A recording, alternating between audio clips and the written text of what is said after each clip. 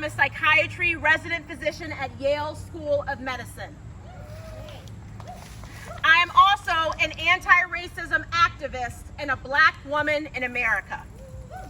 I am wearing this long white coat today, complete with my Yale ID and badge, to signify my status as a doctor, but also to show my solidarity with my activist brothers and sisters in this fight against hate and against racism.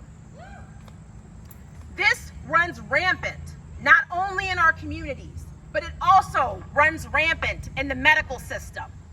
I also wear this long white coat because I know that some people in this audience, because of my skin color, because of my brown face, might assume that I was not a doctor because of their own racism. I wear this white coat because representation matters. And because as a Black woman, I represent less than 3% of American doctors, a symbol of how far we still have to go.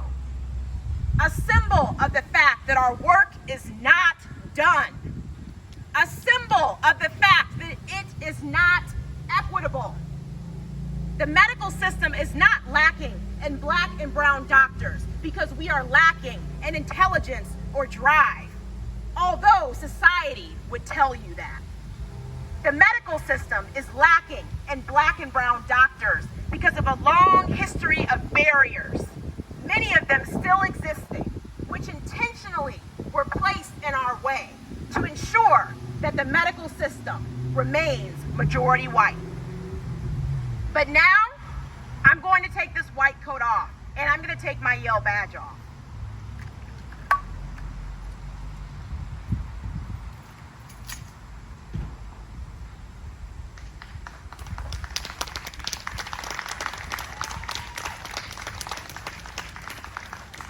Why? Because as a Black woman, neither of these protect me.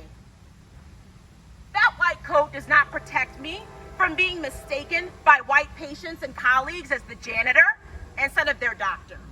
That white coat does not protect my Black family members from being treated unfairly in the medical system.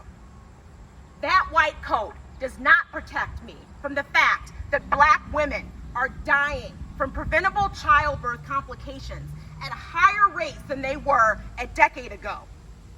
And although the research would have you believe that Black women die more because of less education, less money, less access to care, the truth is, when you take socioeconomics away out of the picture, the fact remains that college-educated Black women are more likely to die from childbirth than white women who have not completed the 8th grade. It is time to stop explaining away disparities in healthcare with the same old excuse of poverty. It is time to start focusing our efforts on eliminating racism. Woo! I want to thank everyone for being here today at this rally against hate. We, as Black and brown Americans and as activists, welcome you to this space. But we have to ask you, why did it take the publicized death of George Floyd, circulated and tweeted throughout the media, to motivate some of you to action? And once the Black Lives Matter tweets stop trending, will you still be our allies in this fight?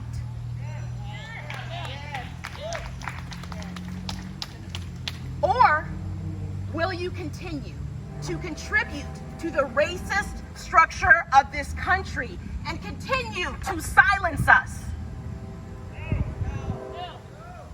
That's what I want to hear. Will you stop fighting for justice for Breonna Taylor, a Black woman whose killers have yet to be tried? Will you stop fighting for trans people who are being killed at alarmingly high rates, especially trans people of color? And on a personal level, as you fight for these causes, are you willing to stand up to your racist friends? Yes. Your racist coworkers? Yes. Your racist family? Yes. All right, that's what I want to hear. As many of the experts say, we are in the midst of a double pandemic, COVID-19 and racism. COVID-19 is new, but racism is old. We, as Black Americans, have been telling society that racism is killing us for centuries. This is not new. And we are tired of saying it over and over. We are tired of proving it. It is time that we were listened to.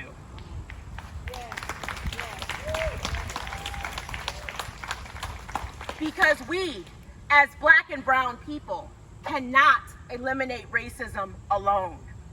We need our white allies in this fight, because we, as Black and brown people, did not create this racist system. And finally, I'm going to make a short point about voting. I'll tell you a little story.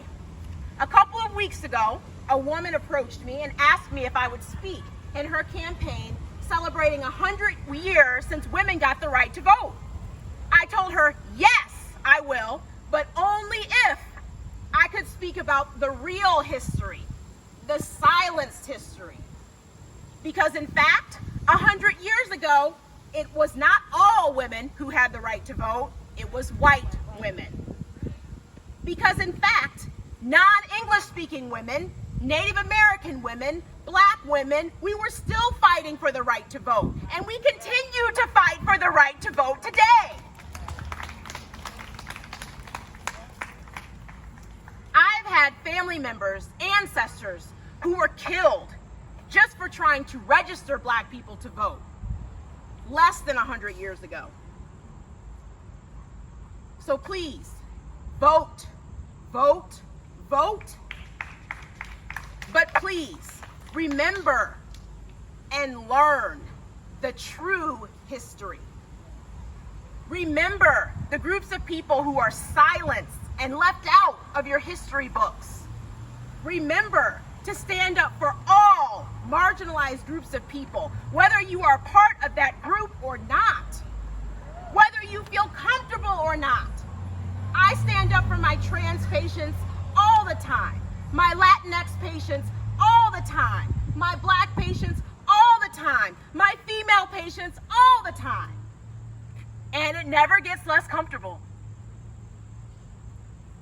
Please remember, if we are truly here to fight against hate and racism, we must all stand together. Thank you.